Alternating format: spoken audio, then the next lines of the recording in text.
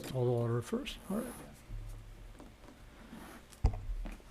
Okay, the meeting of the North Miami Planning Commission for Tuesday, July 2nd, 2019 is now in session.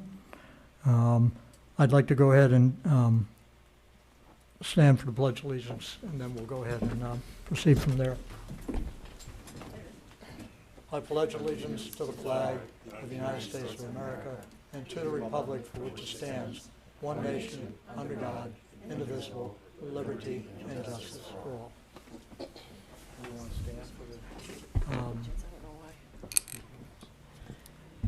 Yeah, let's go ahead and administer the oath before we move on to the roll call, so that everybody is a member of the board before we actually do the roll call. So of Howard those commission. Tonkin, Michael McDermott, and Charles Ernst, please stand and raise your right hand. Repeat after me. I state your name.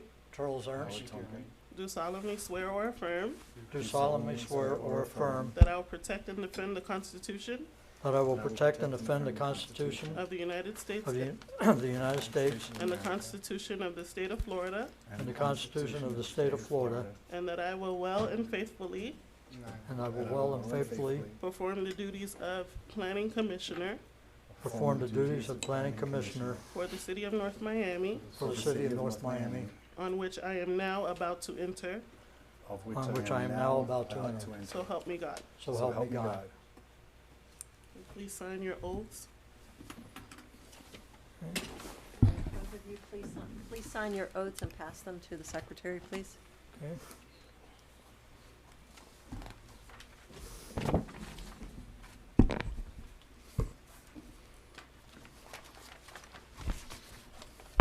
Congratulations and welcome, Howard. Thanks, man.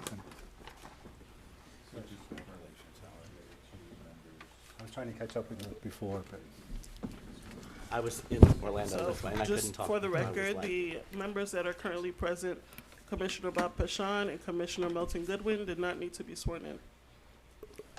Right, they are current with their terms. There were three spots open, I believe, that needed to be filled at the last commission meeting. It's my understanding that there are still some openings that will need to be filled. Three more positions that will need to be filled. Hopefully that'll be done before the next time that we do meet, and we'll get that Who all are the taken care of. appointors for the remaining three?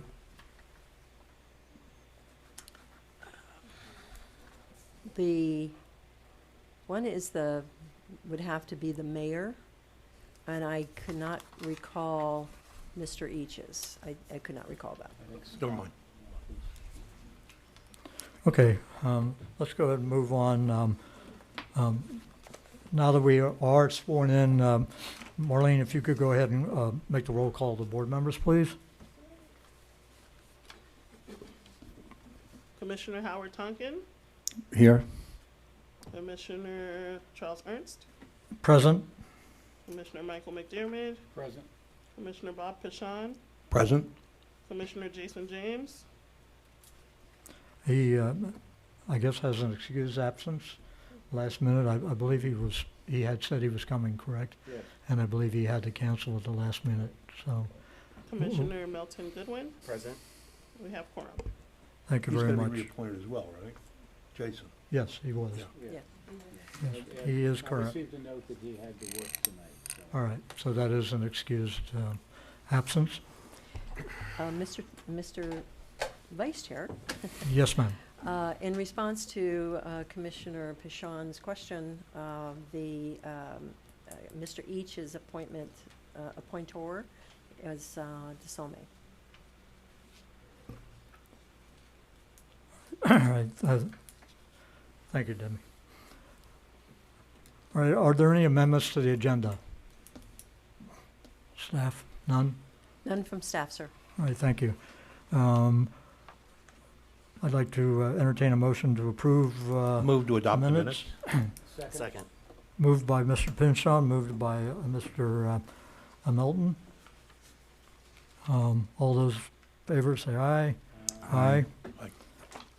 Communications, I just want to go ahead and welcome Mr. Howard Tompkins to Thank you.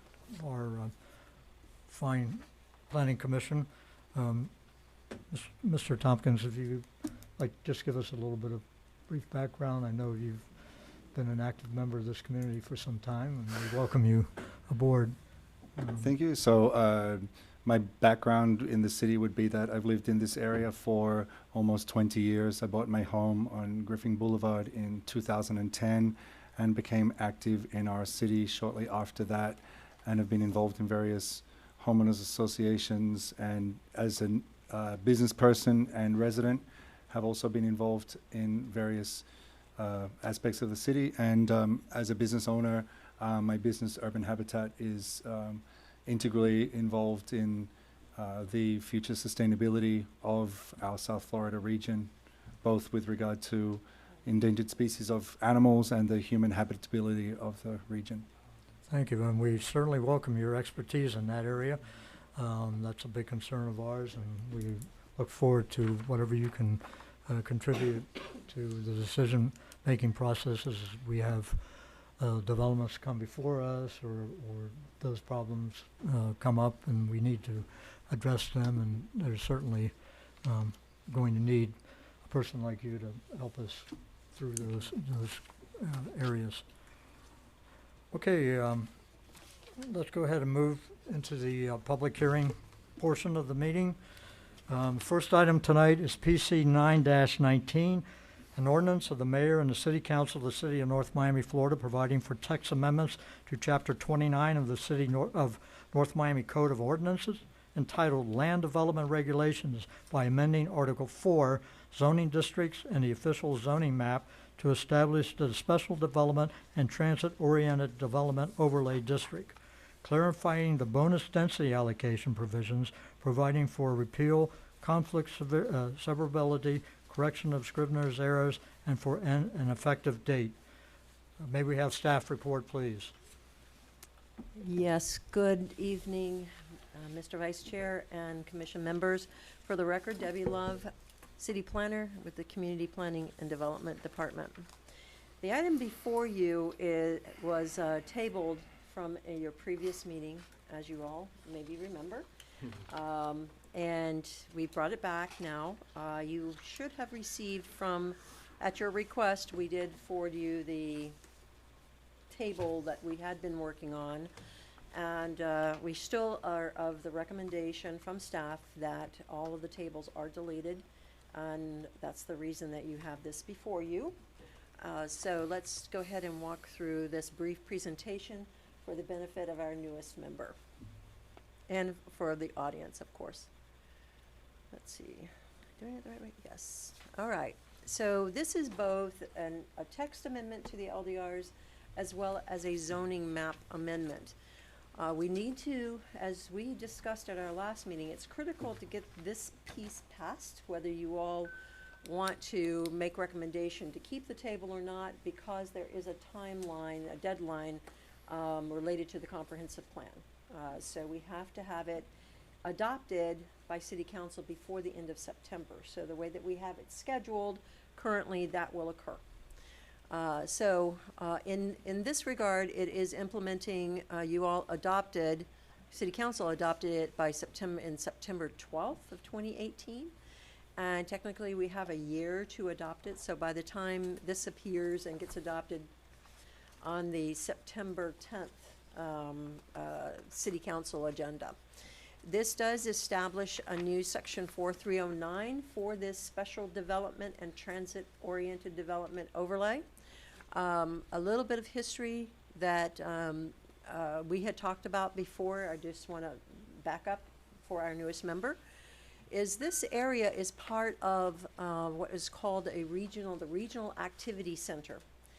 This area also includes the Solomia property, FIU. It's a very large regional activity center, which was established quite a few years ago. And part of that establishment was determining the maximum number of dwelling units that could occur in that area.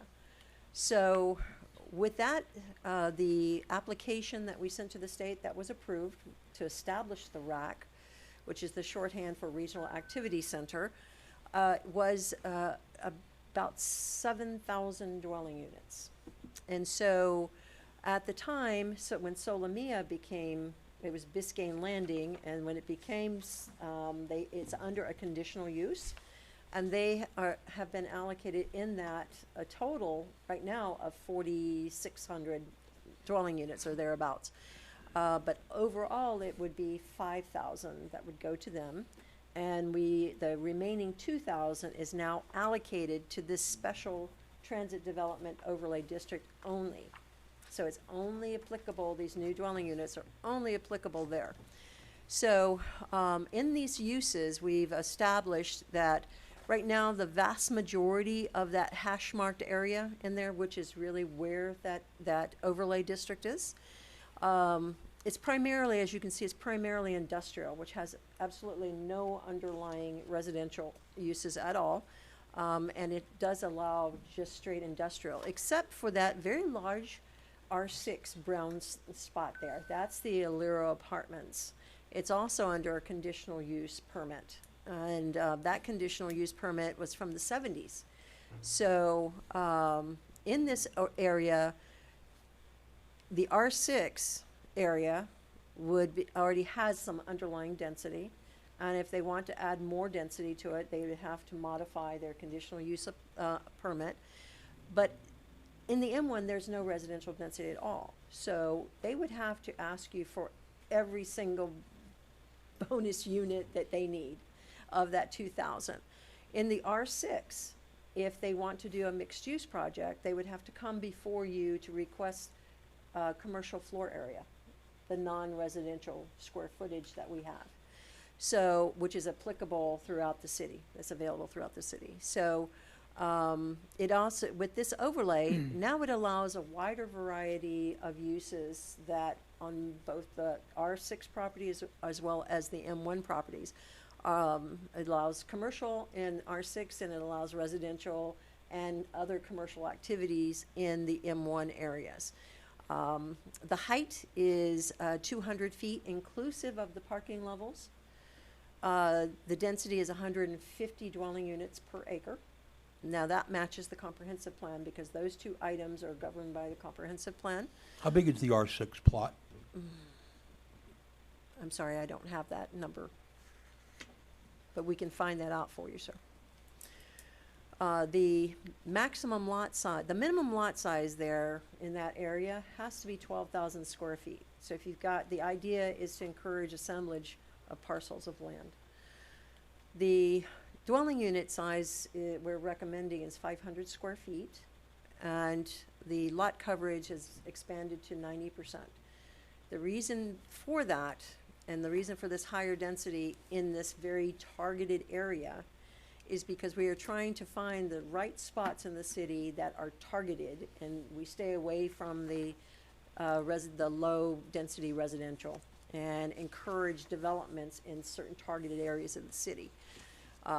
And so that's the reason for the 90% lot coverage. But they still have to do their buffers, they still have to do their landscaping, and so if they can fit all that stuff on there and do all their stuff, they can actually increase their lot coverage. But they still have to do all the other things the code requires, including, like I said, landscaping. And so what this also does is it deletes all the bonus charts that are currently in there, many of which we've had some very great conversations over the last year about the fact that many items on the existing bonus density charts are already required by code. So we're now giving them bonus units for something that the code already requires. So it needs to be updated, and we just thought it's just better to delete them and proceed forward with it without that. And so the next steps is we now have this scheduled.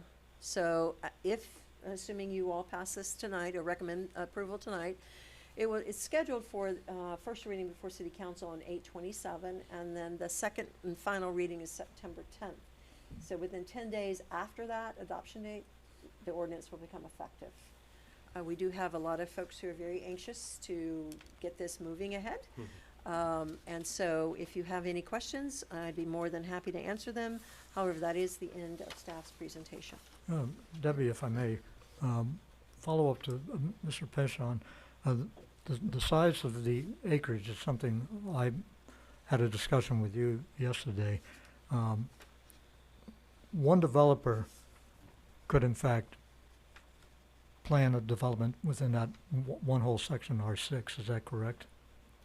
If he wanted to, or he had a massive project he wanted to put in there, he could in effect do that.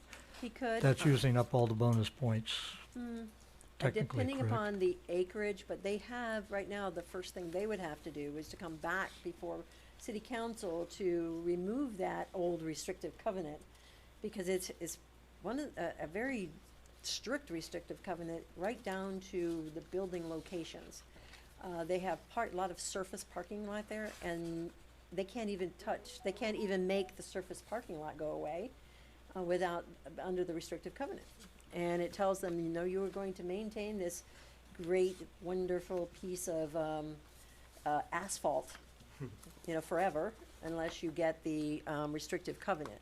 So then it would be based upon the total acreage, and that would be 150 dwelling units per acre. That entire area, let me see what that is. I had that in there at one point. Bear with me just a moment, gentlemen. Maybe it was in my other, okay.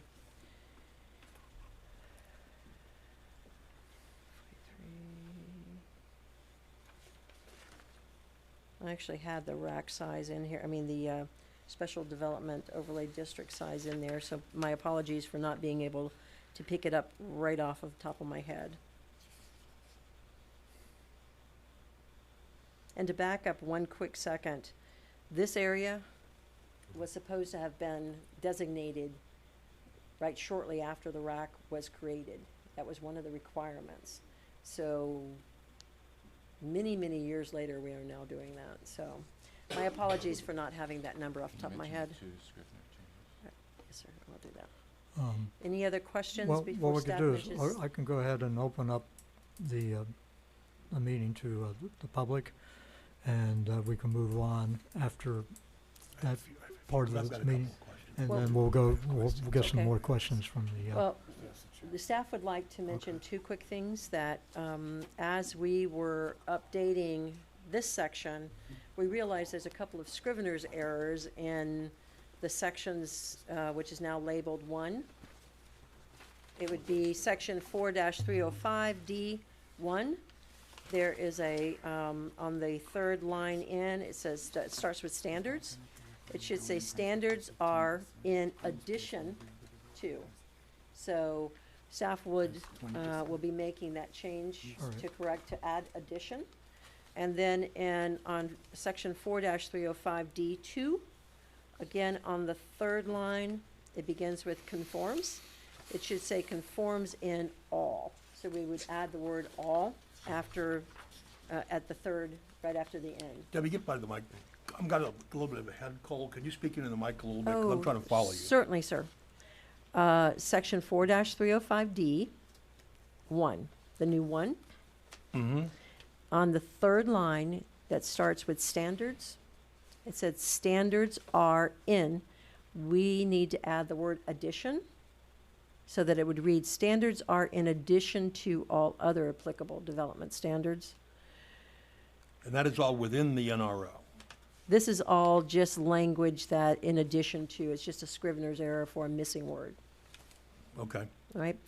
The same thing, there's a missing word in number 2, the new number 2.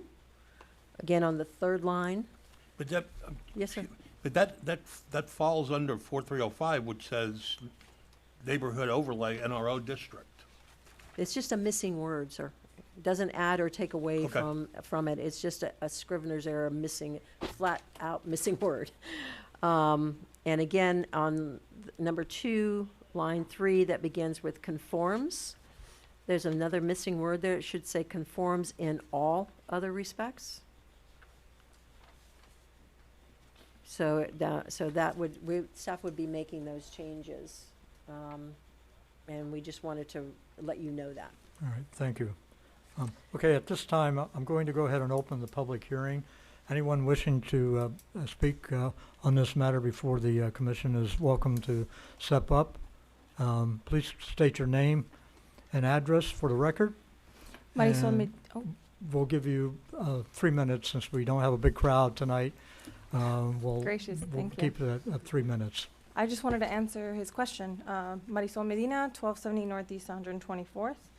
You asked about that property, and does that go based on actual size, living area, or adjusted area? Or lot size? Which one did you want to know? Pachon? You asked how big that property was. The residential element. Yes, so is that lot size then? The whole The whole, R6, I the whole think, yeah, the Well, whole, it says lot size, actual living, and I think so we're, lot size then. well, actually, no, I think the whole area It's one of development. of R6. It's one development. You're saying the same thing. Right. Just Same what thing. is the- Okay, cool. So 6,460. Sorry, 646,468 square feet. It's pretty big. 600,000? it's 60. So I- 646,000. The R6 piece is 600,000? Square feet? Yeah, that's what it says. Okay, so Divided by No, but that's it. They we're also talking got eight- some. Yeah, I 15 acres or something? yeah, I don't have a calculator to figure out acreage, but That's a lot. that's a lot of acres. Yeah. They got a Acres, conditional use 46,000 plus. permit or something not too long ago. They were on the agenda and they got increased height, just to keep you updated as to what's happened there. different property. Different property, that was 1840? Ah, okay, then forgive me, I just wanted to be okay. able to answer the questions okay. quickly That's for quite you. all right. But no, it looks good. The transit overlay is probably best suited there versus in the middle of the city. Although I would have loved to walk to the train station, that would have been very awesome. It's probably better suited in a less trafficky area, and they're improving North Miami Beach's side of the road anyway. But I think in last conversations, some people spoke of if you put residential inside of one of your heavy industrial zones, that's like the kind of the unwanted zones for all of our polluted areas are going to go there, and then you're going to put housing right next to it. That might pose problems in the future, although there is housing there now. I hope that the new rules that we've put, that we just passed in our last council meeting, that they have to use 100% Florida native plants, and also they're responsible for a way better way of developing things, with 4 elements out of 7 being required as a rainwater harvesting, the mitigation, and a couple of other things. But I wanted to answer your question. Sadly, it's a different property, but it's a pretty big chunk of land. They have 7 buildings currently, and they're very tall. Oh, have fun. thank you. Thank you very much. Anyone else wishing to speak to this matter, please step forward. And I do see a gentleman coming before us. Good evening, sir. Please state your name and address for the record. Ethan Wasserman, Greenberg Charg, 333 Southeast 2nd Avenue. I thought I would hide in the crowd tonight, but Welcome, sir. we here on behalf of a property owner on the northeast corner of 151st Street, we support this item. We're anxious to have the regulations in place so we know how to site design our project and come in before you all for an application. The only comment I would have is that, I'd love to see more flexibility for staff as appropriate. I think the 4 out of 7 requirements on environmental aspects of the project is important, but to the extent there's other things that can be done, we're limiting to just those specific 7. Same thing with the plant materials. If there's a unique scenario, and I don't have a situation in mind where maybe there's a reason, maybe there's a design, maybe there's a plant that's not Florida native and we want to have it. You can't under this draft, but maybe there's a way to give staff some flexibility as appropriate. And of course, all these applications come before you anyways. But we're supportive of the draft as it is. That would be my only comment. Thank you. Thank you, sir. Anyone else wishing to speak to this matter? Seeing none, I'm going to go ahead and close the public hearing. Public hearing is now closed. We'll go ahead and open the I asked 2 questions from the planning commissioners. Bob, I'm going to go ahead and start with Mr. Tompkins, if you don't mind. Feel free. Alrighty. Tompkins?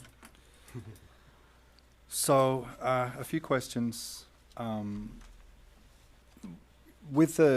if there's the green mitigation aspects, if they're already in the code, a lot of them anyway, then it's sort of like a giveaway, right? So just my concern is that, a 90% footprint with a 10% green space when the rest of the development's 80% or 75% is, I understand the intention to have the density in that specific area of town, then that imposes a certain quality of life on those residents. And I really wish we could go, for example, have more green space and go higher. I wish we could go higher and have more green space. It would be healthier living and a better quality of life. And then the other question goes to, is the dwelling unit size of the minimum 500 square feet? So is that all of the units, or is that a percentage of the units? Because then it just sounds like 500 square foot units in a concrete jungle with no green space. And then how can it be green if it's only 10% green space? And then there's this one little caveat where it says, additional trees in areas identified as deficient within the North Miami Street Management Plan, but then North Miami's planting medjool date palms. So then the question is, can it say additional native trees in areas identified as deficient? Since we have a real problem with planting any native trees in this city, it would be nice to see that the language is followed through without any room to not plant native trees. Because what I'm reading here says I could plant pink tabarbullias and date palms and that would be fine. And then we'd end up with no native trees. So I think that covers all of it. I wish it could be taller and less footprint. And that's already governed by our comprehensive plan amendment that was passed back in 2018.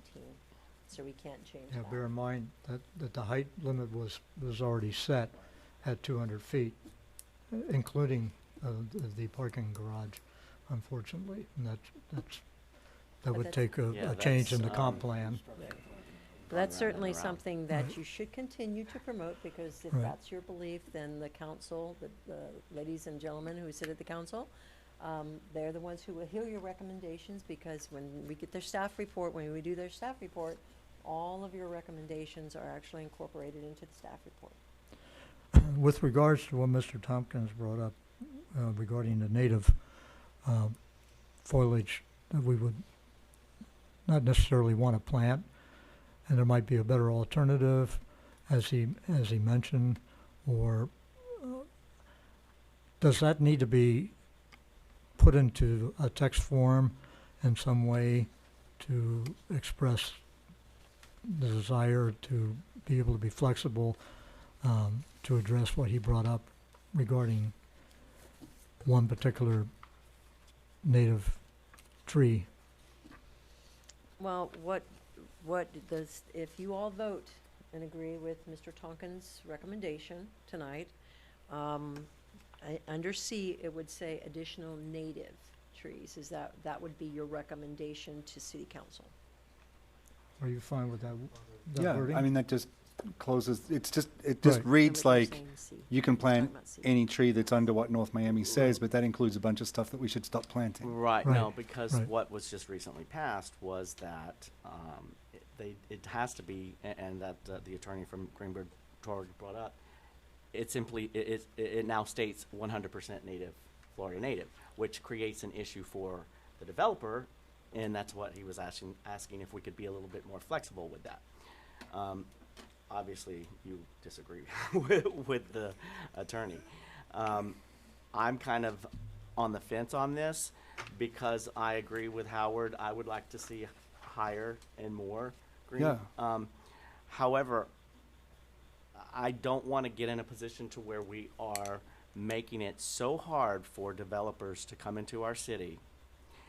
And last meeting, I stated on parking issues how we weren't really running things smart. This is smart. I have to commend the city for this. I have to commend Debbie for this, and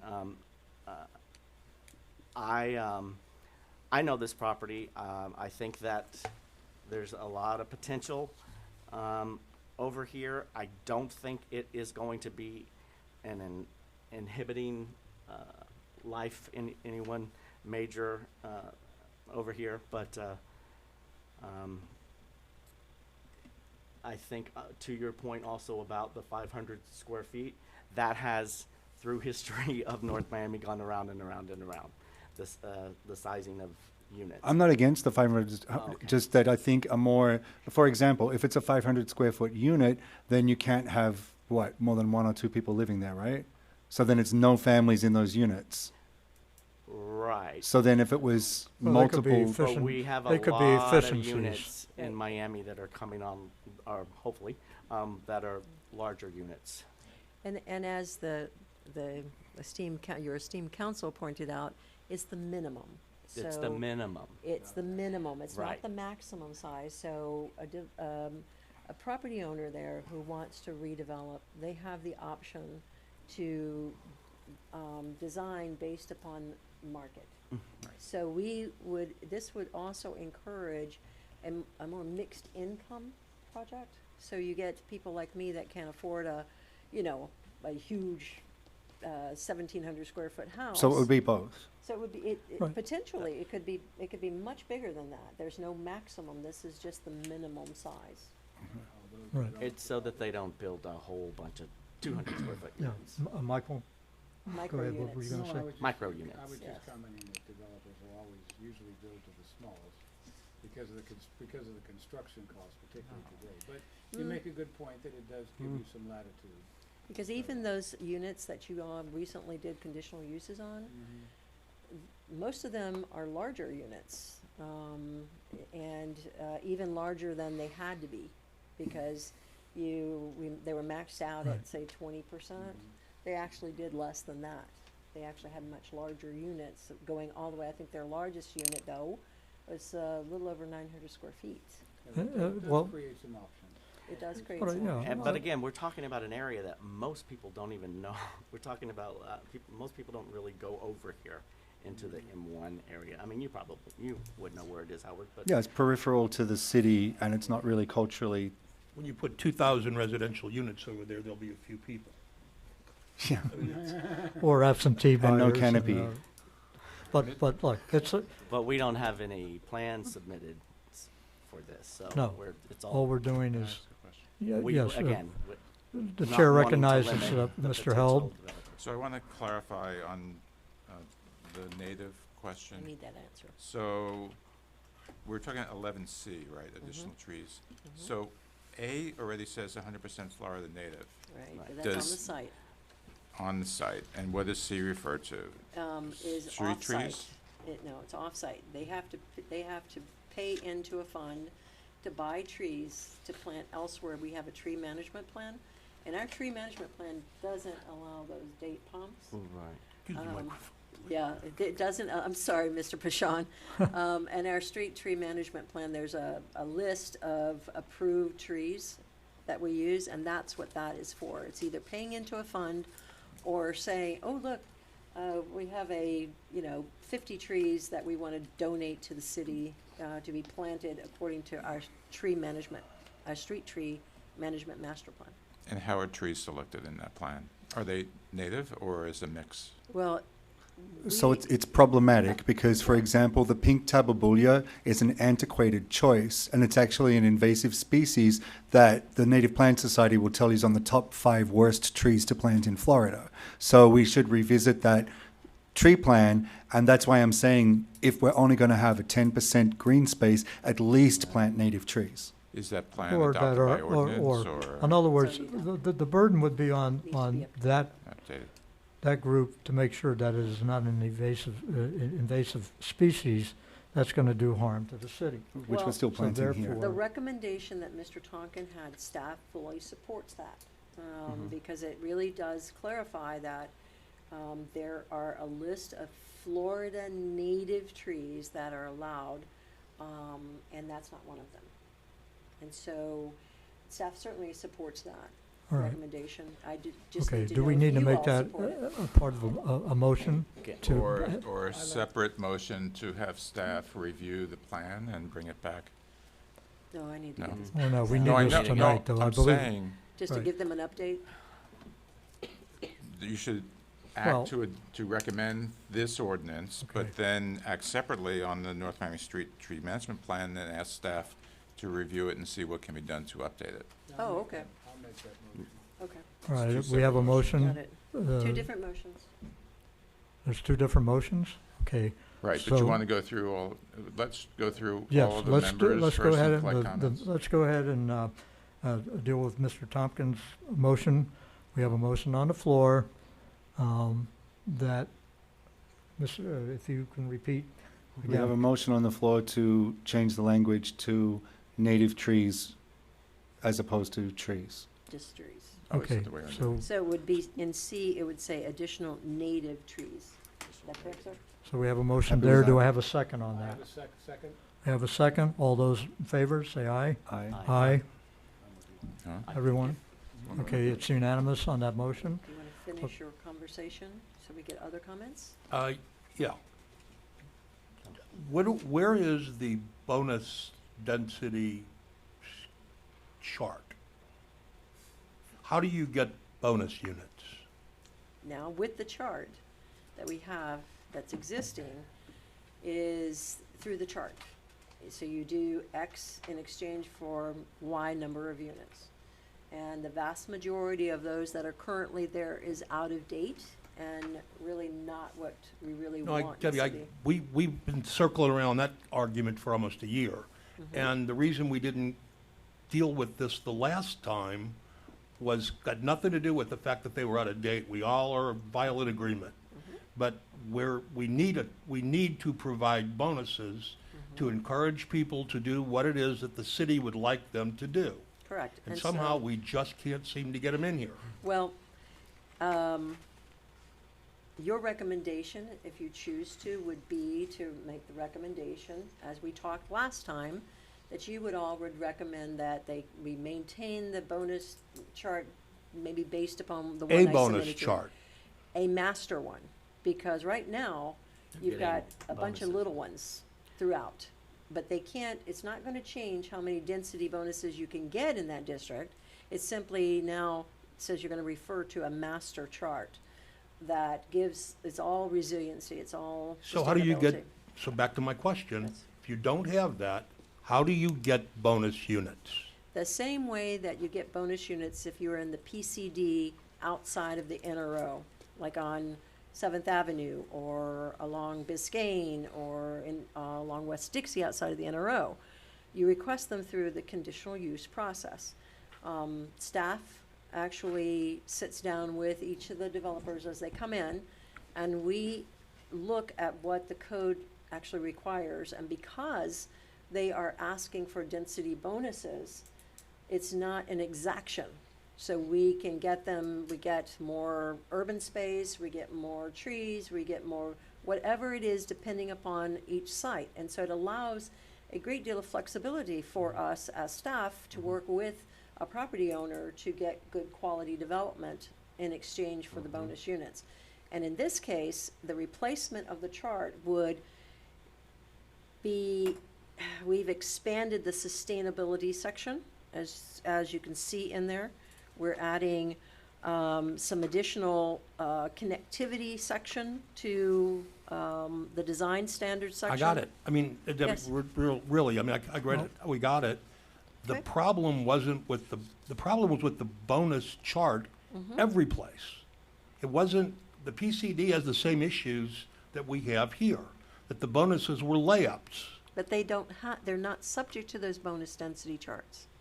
If you're outside of the NRO, you're not subject to those bonus density charts unless you're specifically in a PD.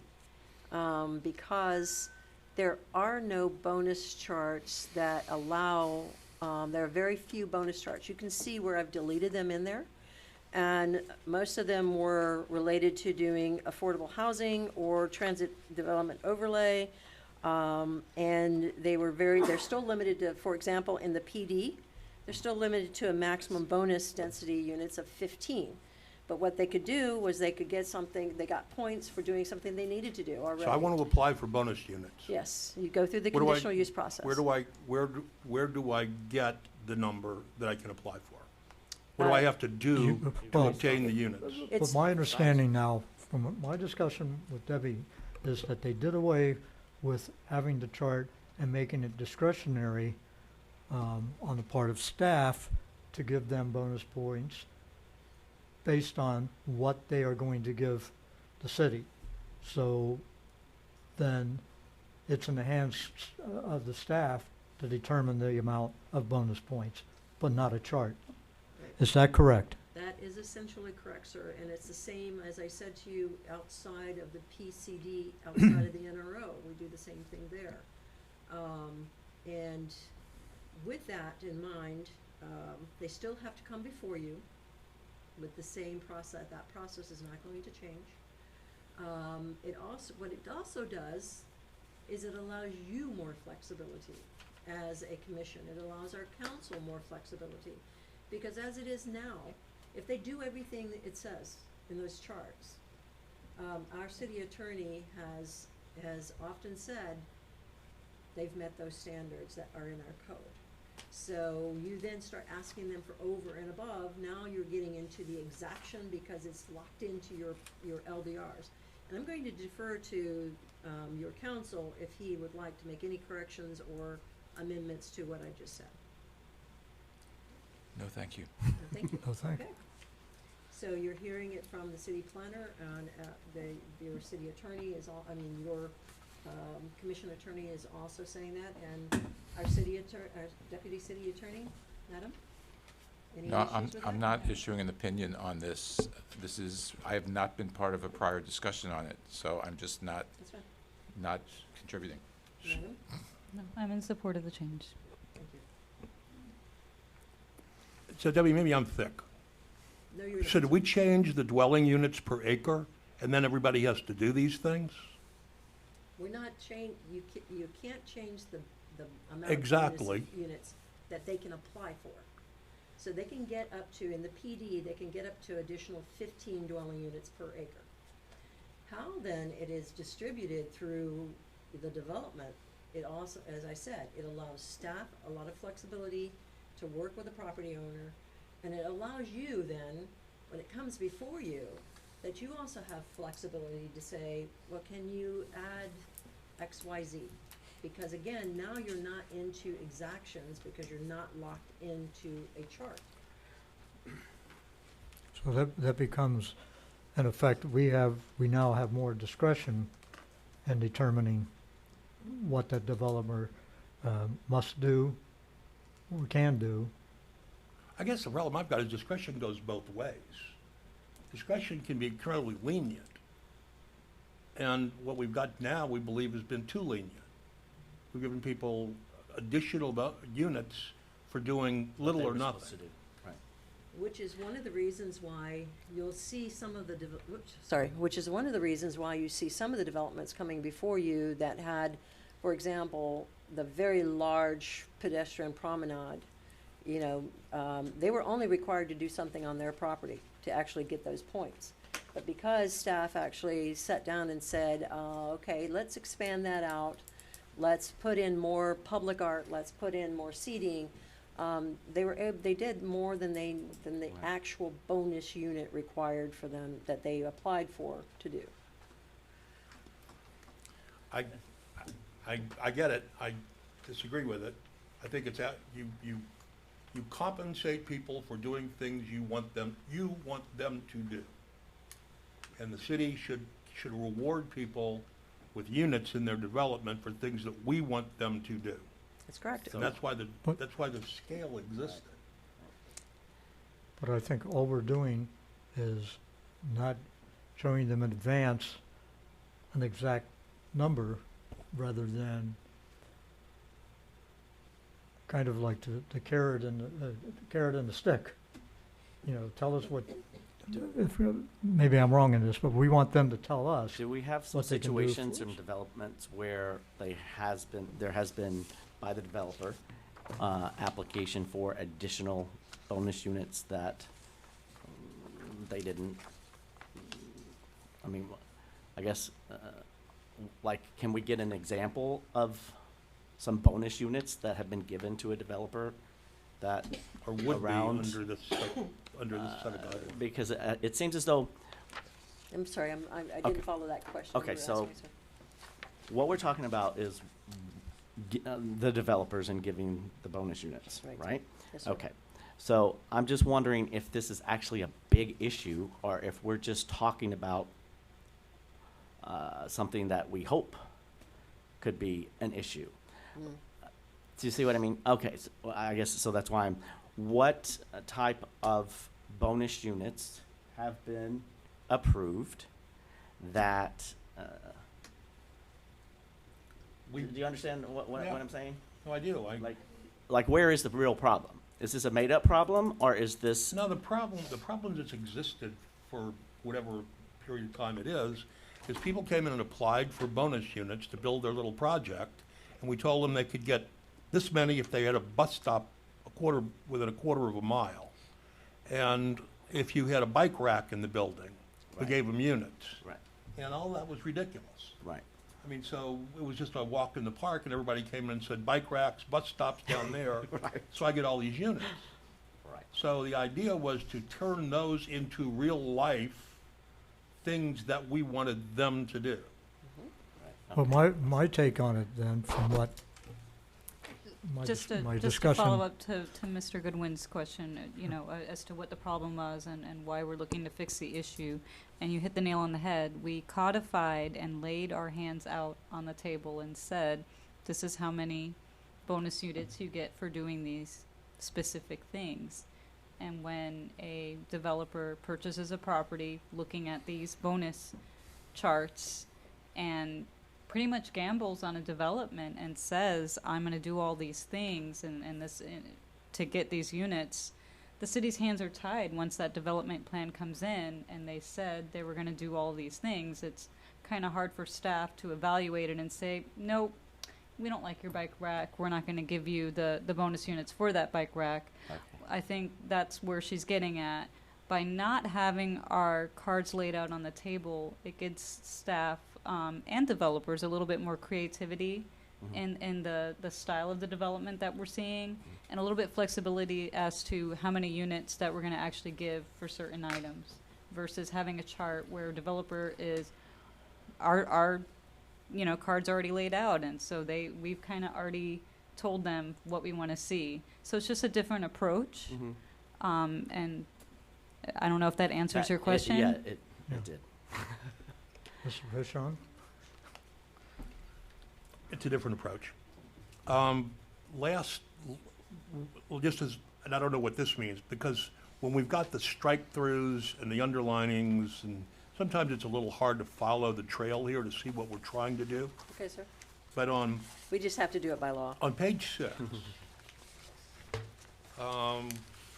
which is,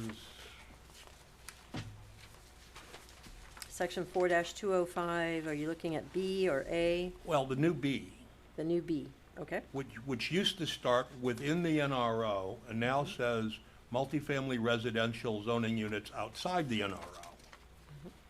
So it says for parcels of lands in multifamily residential zoning districts outside of the NRO, a density bonus may be granted up to 25 dwelling units per acre. So what about R4? That's multifamily. Multifamily is R4. R4, R5, So and R4, R6. which is 12 dwelling units per acre, can now apply for a bonus of up to 25? That's always been there. All we did was change the title, because you can see that the former B actually was within the NRO. And so there was a typo there in that, when it should have been multifamily residential zoning districts outside of the NRO for those numbers. Because within the NRO, you can go up to 90 or 100, depending upon if you're on a major corridor inside the NRO. So this chart, the new B up here, is outside of the NRO multifamily districts. Where it used to be within the NRO multifamily But district. it was a typo. It didn't belong there. That was another correction, another typo that we caught when we were looking at this, because you have within the NRO everything. So it's not broken out, multifamily or a particular zoning district. If you're in the NRO, 90 dwelling units per acre, 100 if you're on a major corridor, regardless of your zoning. If you're R2, R4, commercial, PU. R2 single-family residence. Yes, sir, it did, it always had the ability in single family if you were in the NRO. So if I'm an R3 or R4 outside of the NRO, and I want to double the number of dwelling units in my building, what do I have to do? You'd have to apply for a conditional use permit, go through the public you'd have to come in with a design, a pre-application process. You then make an appointment, we talk about what your project's going to look like potentially, what you're proposing. Then they go back, get a final, based upon our conversation, we tell them what we're looking for, what we want to see. Then they come before you all with the concept plan. So the way that you had been doing it before has not changed. That process of approval will not change. It's how they get to you is what changes. But the approval process does not. Thank you. Okay, Mike, do you have any further questions on this? No. Okay. Now, we do have one more motion, I believe, that we need to take care of or to add before we take the final motion, or Gary, what was that? Do you remember? What is we had the change that we, Well, you Just you accept added this. native to that 11C, Right. and the question was, did you want staff to review the plan and come back and report on how to update it? I believe the motion was we were going to approve this. Okay, there's two separate things going on. no. Okay, yes, you can certainly take action to approve the ordinance, and you already took action to add the word native Right. in that 11C. All right. So we- if we that's what could you go want ahead to and do, call- that's fine. We can go ahead and call the question then, without any It- further yeah, discussion. It's recommending approval of the ordinance. Right, recommending. So I'm going to go ahead, As amended. As amended with. right, ours. as amended. So the motion's on the floor, I'll second that we approve with the, Mike made the motion. Mike did, okay, and I'll second it. Mr. Goodwin has seconded. All in favor, say aye. Aye. Aye. Go along to get along. Thank you, Mr. Pashon. So the motion carries 5-0. Thank you very much, staff. Thank you. Debbie did a great job. I know it's like It's just a lot of work. a lot of work, and I appreciate the time that you did take Approval of the ordinance. to explain that to each one of us. Okay, so we can go ahead and move along to the next item. Yes. It'll be PC 12-19. This is an ordinance of the mayor and the city council of the city of North Miami, Florida, providing for a text amendment to chapter 29 of the city of North Miami Code of Ordinances entitled Land Development Regulations by amending Article 3, Development Review, specifically at Section 3-604, and Article 5, Development Standards, specifically at Section 5-1405, -1405, to revise the noticing standards for administrative variances and to require special exception approval for the parking and/or storage of recreational vehicles, boat trailers, and personal watercraft, providing for repeal, conflicts, severability, correction of scrivener's errors, and for an effective date. May we have staff report, please? Yes, once again, for the record, Debbie Love, City Planner, Community Planning and Development. The item before you amends how the approval process for parking and storage of certain types of vehicles. This has nothing to do with the commercial vehicles at all. You can only park, currently it's the RVs, watercraft, your jet skis, things like that. So, it's actually going to amend two articles, Article 3, which is under your noticing, and then Article 5, which is the parking section of the code that allows these types of vehicles and vessels to be parked on your property. It does change it from, we had a community workshop And as I indicate in the staff report, we did a survey of those attending. There were 17 people in attendance, and we had 2 council members attend. We asked the participants to answer certain questions based upon what we thought was the issues that they wanted. So we wanted to get their take on what they thought of the approval process. So you can see the results on page 2 of the staff report under background. You can see the results of the voting. It was immediate voting. I don't know who on the board here, if any. I know Mr. Pashon was there. Yeah, we both were there. You were there too, Mr. Rubin? And it was immediate. Everyone could see the voting as it was coming through. We want to do more of those. We really like those. But then at the end, there were also some comments and some discussion afterwards.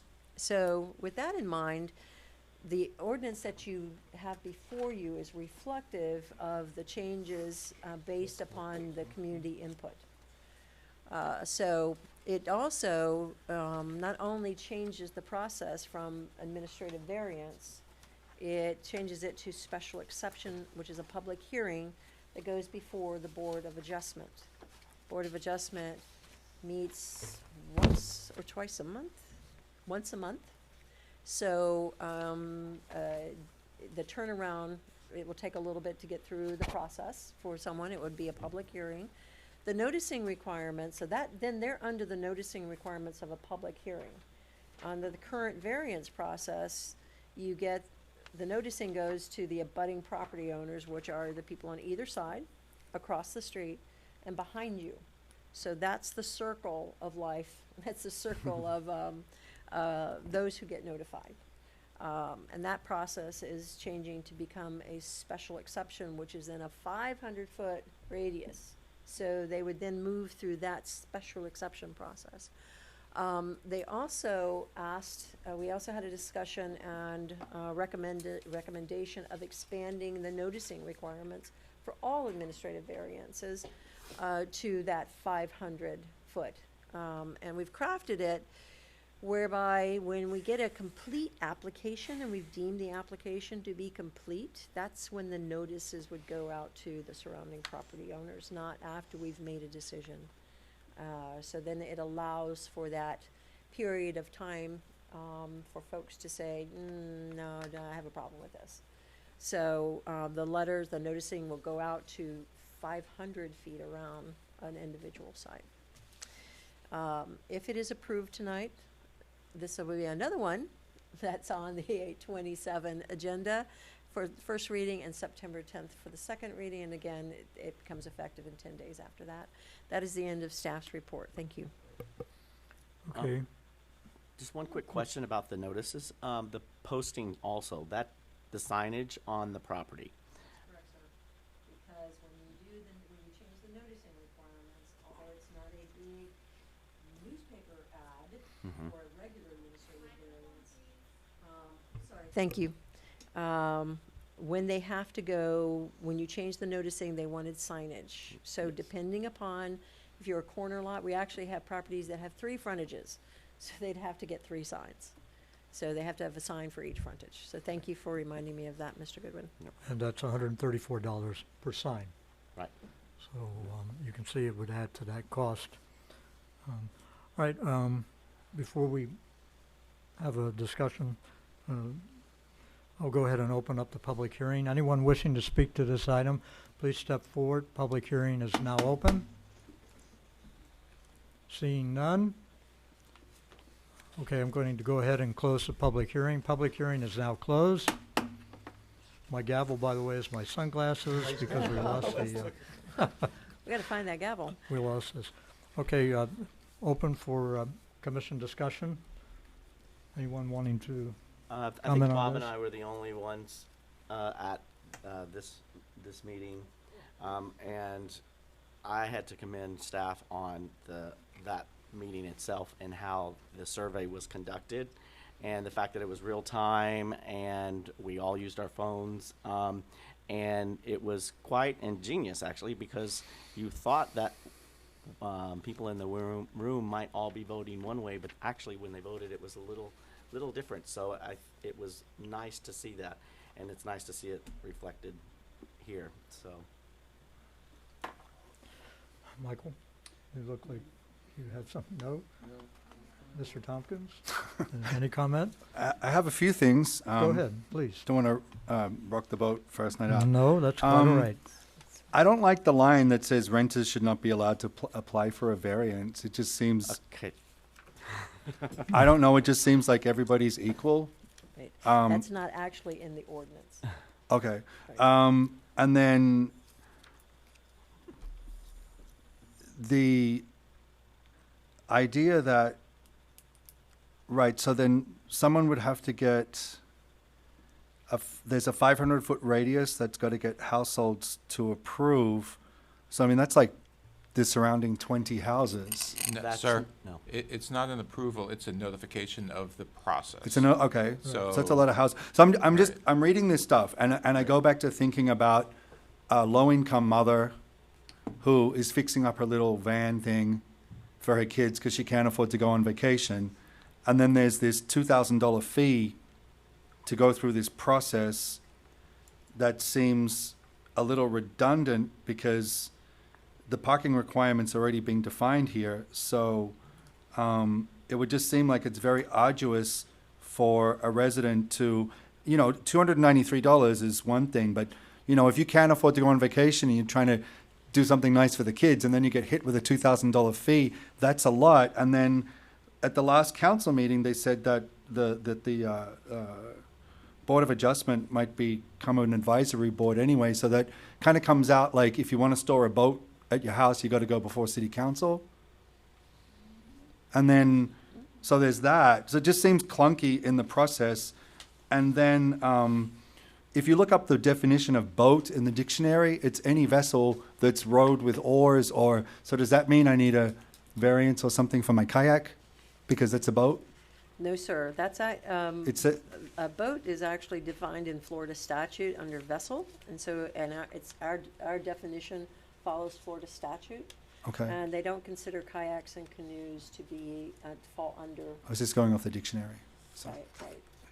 Okay, so I was just wondering if it could not be something where applicants could go through the city rather than the Board of Adjustment and all of that? If the regulations are already there and they're staying within them, then why would they have to go through the whole process and use all the city's resources to go through that process and perhaps end up before city council in a period that might take months just to get a boat?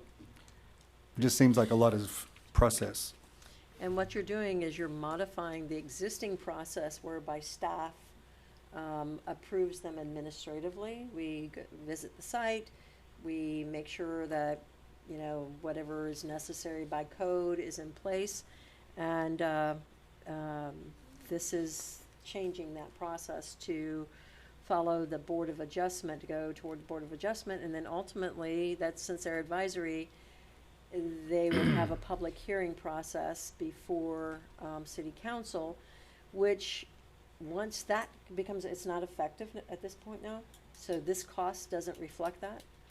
There would be an additional advertising cost because you have to advertise. You could either advertise the Board of Adjustment and the city council meeting at the same time, if we could, and sometimes we do that to save somebody money, but sometimes that doesn't work out very well because they can't get scheduled for, something happens. So it can and just be an then administrative variance? It was an administrative, it's currently an administrative variance, and this is changing it to Board of Adjustment as a special. It just seems like exception. if, you know, if you're like a low-income mom trying to fix up a little van thing to take the kids on vacation, and you bought the van thing for $500, and then you got hit with like this $2,000 thing, it would just make it prohibitively expensive. Well, So The the- current if the administrative, van- the current administrative variance process doesn't work.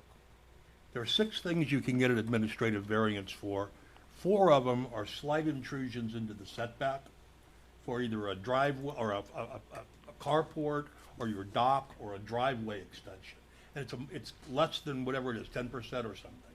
So it's just a minor intrusion. If the neighbors sign off on it, that's fine. The fifth thing is, it's in a commercial parking lot.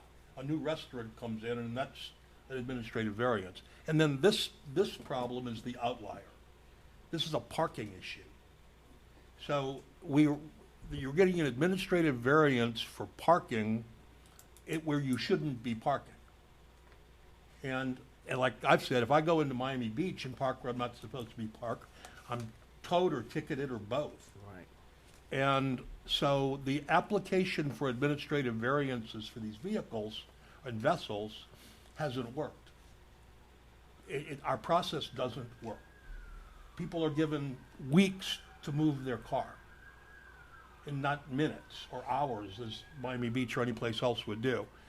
So the administrative variance didn't work. Going to the Board of Adjustment doesn't work, because to get a variance, you're gonna have to require a hardship. And it's very difficult to establish the hardship for wanting to park your boat in the front of your house. So that's probably not gonna work. So the special exception process was the last vestige. Or just say no. I mean, it's one or the other, but So special my exception. problem with and I think you guys did a wonderful job. I generally disagree with, we sample a couple of dozen people and we get their opinions.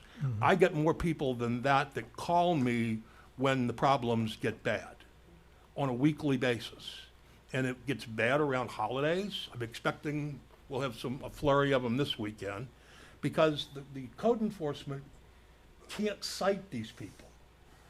They go out and they issue a warning and go, we're gonna come back in 2 weeks and see if you've corrected it. And in 2 weeks, the problem has gone away for a day, and then after that time has passed, the problem comes back again. And when code enforcement goes back, this person is not a repeat offender, because he's never appeared before a magistrate. So they keep playing whack-a-mole with this, and this has been going on for a long, long time. So the Councilman Galvin, Councilwoman Keys, and I think Councilman Desilme have been getting a lot of phone calls on this, because this isn't a problem particular to one part of town. I mean, we've got people all over town that are screaming the same problem, just different iterations of it.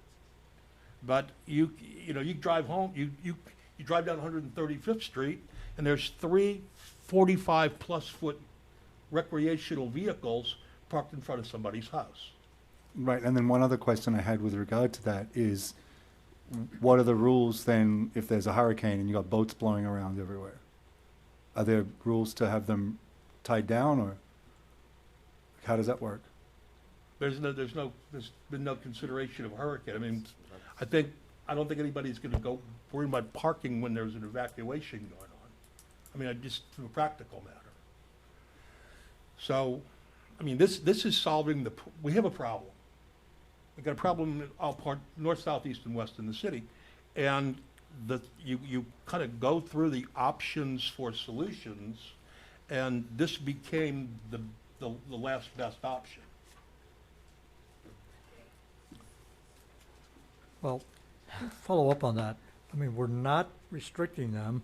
We're basically just giving them a tool to appeal it and to go through the process of allowing it. Right. This So, gives them the process to allow it. At least it gives However, them, we're not saying you can't do it. Go ahead and enforcement. apply, and I guess my next question would be, what if the city just rejects all this every time somebody applies it? Are we, would it be better just to say, make it across the board, no parking of said vehicles, rather than go through saying, I mean, this is something Well, that, that's totally up could to come you back and- all. That's up to you all. That'll never fly. no, I know. Yeah. Well, right now, you can't park a recreational vehicle in front of your house. Correct. Without The approval. Without- overnight parking of Right, without- recreational vehicles can only be there if you're actually loading and unloading it. Right. Well, Again, I'm as gonna go you said, back to what approval, right? I said at the last meeting about the city not getting the financing that it should for these types of issues. If you go and you ticket and you give someone, or you tow, if these things start getting towed, people that are parking illegally, just in general, then that's gonna stop. So I think, again, if we were doing that, if people knew that, that's gonna kind of, that they're gonna get towed, they're gonna get ticketed, and that it's actually gonna be enforced, that's gonna be a lot, that's gonna eliminate the problem a lot. Well, we're not a city that does this right now. Mr. Held, you're some experience with the city of Miami Beach. They pretty much tow at will over there, correct? On I legal- don't know that they're legal- towing RVs or boats. They're towing, cars that are Right. parked illegally in the public right-of-way or on private lots. I would have to research what they're doing with regard to RVs and boats, but I assume that they're generally not permitted, Right. definitely not in the front, and I would be surprised if they're permitted on the sides of a house. Which kind of led to me to bring up the subject of, are we just creating something that will be perpetual of appeals and expenditure of money and time for staff? Or Just seems like a do we want to lot look of at it time for and just staff. say, let's make it, have staff look at it as perhaps not allowing it, period? So, Well, I'm fine, but I think what you've got is some people, I mean, if you could put, currently, the administrative variances, you can put it basically out of sight. right, Put it behind your house, put it on the side of your house, and that's what that screen that Debbie put up was. Right. There's some kind of shielding where it's, which this You don't- ordinance you don't also, see it. it is written into this ordinance also. Correct me if I'm not, and if I'm that, wrong. nobody objects to that. Mr. Right. Chair, the city attorney. I just wanted to make a comment as far as your request to carte blanche ban all recreational vehicles from being parked on private property. I think you would, or the city would experience more of a challenge or an appeal to that, because what you're doing then is you're kind of affecting people's Mm. personal property rights Right. and saying Right. what they can and can't do with their private property. What staff's tried to do here is beef up the requirements for allowing a recreational vehicle to be parked on property. It's probably the strictest it's ever been with what we're proposing. Right. And it does put them potentially in, to have two public hearings on the issue. So the surrounding property owners, if BOA does in fact become advisory, will have an opportunity to come to two public hearings and voice their opinion as to recreational vehicles in their immediate area. So that's really staff's best proposal, to try to make it as strict as possible and to get as much input from the community as well as the boards and the mayor and council for it. Right. That's a great summation. Thank you. Thank you. That does help. Rob, does that kind of help you a little bit?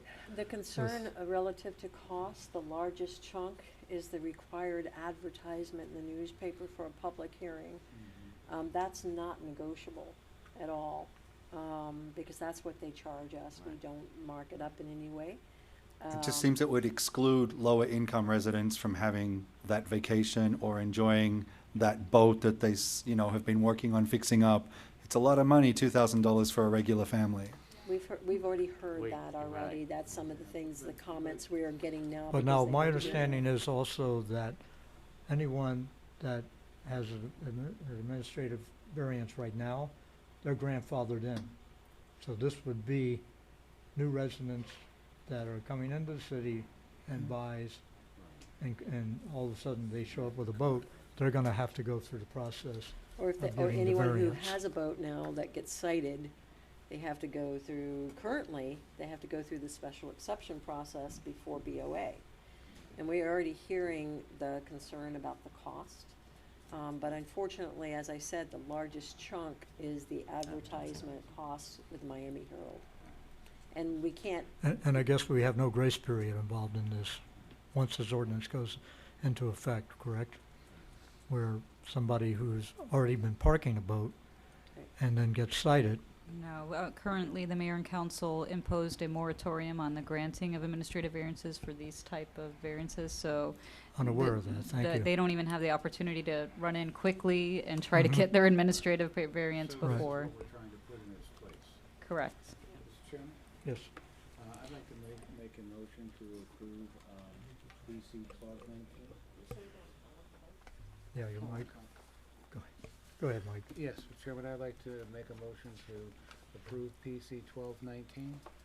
Hearing no Second. further discussion, I'll take a second. I'll second it. Mr. Goodwin seconds the motion. All in favor, say aye. Aye. Aye. Yeah, the ordinance passes unanimously. And is there anything that's going to come back? We'll get a report on this from, on You're what the looking city for? council, what their decision is on this. Also, and if there's any changes, Of if any this other- goes to the city council. I'll give it in my, when I give you And- guys the legislative updates, if you guys Right. read those, If you could, it'll be 'cause in there. those, we appreciate those legislative updates that you give us. And for So anyone new on the Explain that to panel. Mr. Tonkin, what we're Right. talking about, Jennifer, Oh. please. So traditionally, with each planning commission agenda packet, I will include in there a legislative update letting you, and informing you guys of all decisions that the mayor and council have made since the last meeting, so that you guys can keep abreast of all of those decisions and ordinances that pass you. You can kind of track them legislatively and see where they ended up with mayor and council, whether there's any modifications, whether it passed or whether it failed. During the meeting, I had overlooked reading an objection to the item that we just discussed. Counselor, can Well, that be? you can go ahead and just read it. All right. Actually, I'm not sure that the lady understood what she was writing because it's the opposite of what was being proposed. Right. So go ahead and read it. But there was a citizens' communications made to the planning commission through a note, and it came from Louisa M. Alicia at 1030 Northeast 142nd Street, North Miami, Florida, 33110. I can't read the last part of the zip code. I apologize. Anyway, Mrs. Alicia recommended that we deny the changing of the BOA, the Board of Adjustment variance from the administrative to the special exception. So that was what she had voiced in a handwritten communique that was given to me before meeting. I apologize for not reading it into the record during the public hearing session. But there was one citizen who, if she was able to attend tonight, would have voiced her objection to the variance that we passed. So I withdraw my comment because it sounds like she either corrected it or somebody explained it to her. No. All right. Because we have received a lot of comments on the requirement now because they have to go before special exception. And it reflects exactly what Mr. Tonkin, concern was the cost. And I just wanted to assure you all that the biggest chunk of that was the advertising for the public hearing. Can I ask just a question that maybe you guys can answer? It's the old White House Inn property. It's been sitting there empty for a while, obviously, but apparently they're pulling permits to like resurface the pool. And I mean, what can they do with that property? I mean, it's lost its non-conforming use status, right? If if it's a non-conforming use that was there, if they don't do something or acknowledge it within 180 days, if it stays dormant and nothing. Which is long gone. Which no applications are in place, then they lose their grandfathered status of a non-conforming, so they have to come back within, you have to do something within that 180 days. So I'm not aware because I don't see them, but Marlene will make a note to follow up with the zoning manager and provide you all with, if you're interested, if all of you are interested, or if it's just Commissioner Pichon. And That'd they're, be- I mean, yeah. the fact that they're using it as a parking lot for cars is okay? No. In that Yeah, case, that is. Well, I think I would be interested is- in it as well. Okay, sir. We'll make sure, is there I anyone, guess. does Can I anyone make a else comment? besides Mr. Pichon and Mr. McDermott would like an update on that? Definitely we would all, I think, Pretty much all of you? yeah. That would be nice if you could, yes, please.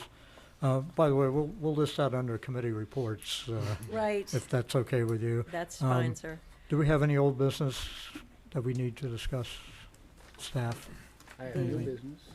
Okay, new business, go ahead, Okay. Mr. McDermott. Okay, as we're beginning to, Mr. Chairman, as we're beginning this new board cycle, I guess, as you would say, I just think that with Marlene Monestein and our counsel, Gary, okay, and Debbie and Jennifer, that we're very, very fortunate to have a very talented and resourceful staff to work with. We really appreciate, Thank you, sir. you know, very, very, very smart, very insightful, and, really try to do the right thing. And we're really fortunate that we have the four of you to work with. And we thank you, sir, for that. And I Here, I'll here. I second concur that. with that. And I you have for thanked that. you many times, Ms. Love, for giving me advice and helping me out before the meetings with questions. And it wasn't always like that, and it's a welcome addition to making our jobs a lot easier up here. You're welcome, sir. And Having that- said that, That extends that Motion to to Mr. adjourn? Oh. Tonkin. Would you share that with your newest member, the offer that we have? yes, standing offer and that we have? is, should you have any questions, Ms. Love is available before the meeting to contact, to go over and review Oh, okay, awesome. any of the items, Yeah. to get a clear understanding, or bring up anything that you have questions on that she can answer in advance and help you Awesome. formulate a lot of things before the meeting, and which helped me realize that there were some things that I left out yesterday, of course. But it is an opportunity, and I think we're fortunate that we have a city staff member who is available to do that. It's It's our pleasure, sir. certainly, The one certainly thing that welcome. staff would like to remind you all, you do not, normally, traditionally, you have not had a meeting in August. You're on hiatus. So That is the next correct. meeting traditionally would be your September meeting. And we want to verify that you all want to not have a meeting in August. is there anything? Is there anything, yeah, it's Yeah. a question, Yes, anything yeah. burning that's. Is there anything that you feel that we need to, That's what No, we we're voted on working on tonight. something that's going to come before you in In September. September. Yes, ma'am. Right. Right, that's a great point. Marlene, just to raise the reminder that the 3rd of September is your meeting. That's the day after Labor Day weekend. Mhm. So if you all would like to maintain that schedule, or are you looking at a different schedule? So we wanted to cover that with you while we Oh, have you, Mr. Chairman. I have no problem with September 3rd at the moment. Anyone else? I actually would, if we could change that date, it's my anniversary, but if we could change it, I We'll would bring be a up for. cake or something. I would be. Bring everybody in. And Well, we'll- if, we we can will give you a have night we off have if you wish. alternates too. Certainly. It's fine with me, whatever you want to change it to. Sure, so do you, Is, so I need to know from you all, as a group, do you wish to change it, or do It would be to you- September 10th, Or correct? leave it September 3rd? Leave it Because September now- 3rd? You The couldn't do 10th that week, that's council meeting. Yeah, council Yeah, you meeting's the can't do council meeting, 10th. because that's Yeah, council I meeting. think we're so- gonna run into trouble later on in the So it would be month. the 3rd Tuesday. Yeah, that would end up being the 3rd Tuesday, and that's Mhm. gonna be So you're then problematic. bumping up against the next one that you Yeah. would normally Right. have. So it's up to you. We try to work If as w- best we can to get a different date, if you as a group wish to. Otherwise, Mr. Goodwin, then we would just say happy anniversary. Is there a Um, conflict we the would- following day? It's up to you, sir. We could try. Special see. meeting on the No. 4th, We we could- can't. Well, the We have preceding budget day? meetings. Oh, yeah, they're setting up Or the budget preceding meetings day? right Yeah. now. So So you're gonna third, run into we're pretty much budget locked meetings. into the 3rd. Yeah, because that whole week is like all All this right. budget stuff. Budget going on. meetings and the like, I mean, we'll bring you a cake. okay. Yeah, all right. The 3rd it is, You'll still get a package, by the way. September so 3rd, You'll still and, get a package. we can certainly give you an excused absence, No, I'm not if- going if you anywhere. need it. Okay. Now, also, there are some spots open in the council, as we mentioned earlier on the commission, that may or may not be filled by then. Do we know? July Supposedly, 9th, yes. they're supposed to do appointments, finish up appointments for both the planning commission, Jennifer.